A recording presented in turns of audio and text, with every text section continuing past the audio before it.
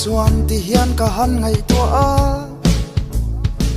run remin si tiang son dunin i lengang zan khwa atlai pon o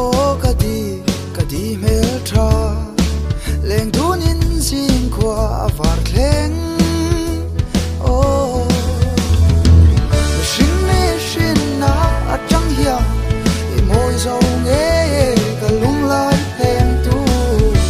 mangai na nen bul tran nin rin hom na nen pial ral chu i kai du nang choi lai per khwang nen ya ren mila la runin sol fa ki min la sai ele bi si ki min san khwa atlai pon sin khwa avar thleng o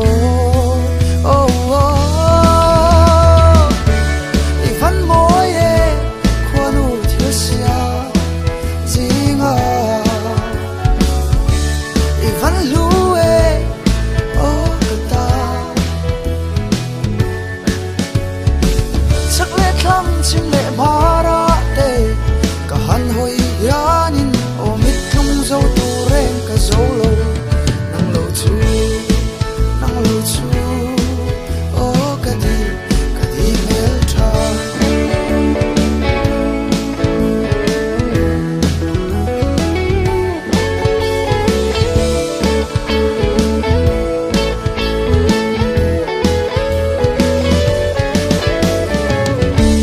Ivan moye